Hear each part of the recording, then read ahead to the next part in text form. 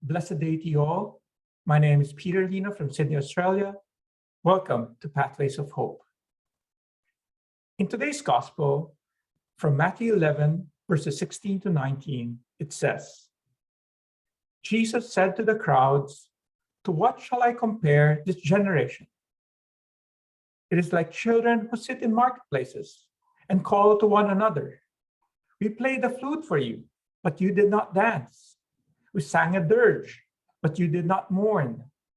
For John came neither eating nor drinking, and they said, he is possessed by a demon.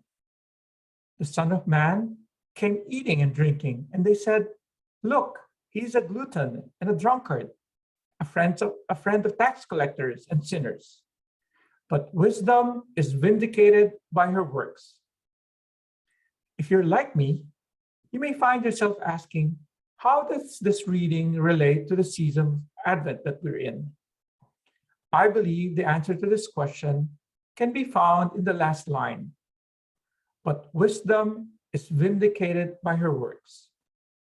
Wisdom is vindicated by her works. Throughout Advent, we read about the need to prepare ourselves for the coming of the Messiah. Like the verses leading up to today's reading, we see the role that John the Baptist plays in preparing the people for the coming of the Messiah. Yet, in spite of all the signs, the blind regain their sight, the lame walk, lepers are cleansed, the deaf hear, the dead are raised, the poor have the good news proclaimed to them. From verse 5 of the same chapter, the people of their generation seem to struggle to understand and accept the truth that Jesus was and is the Messiah.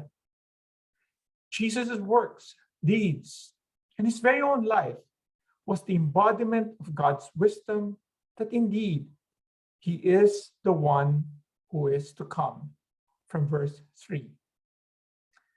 As the year draws to an end, I look back at the events which have transpired in my personal life.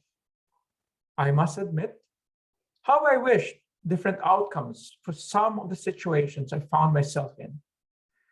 I reflect further on how I responded to those events and ask, how did I allow Jesus to take control of these situations?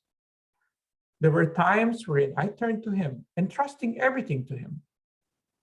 Then again, there were those times wherein I relied on my own understanding, tried to take control, and did things my way.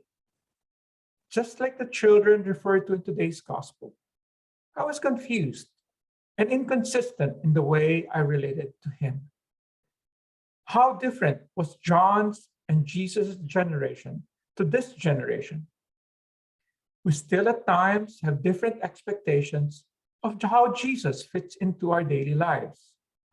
We still pick and choose on when and how he rules over every aspect of our lives, every decision, every thought, and every deed.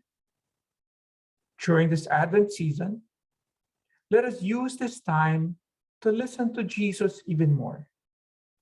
He is the source of all wisdom.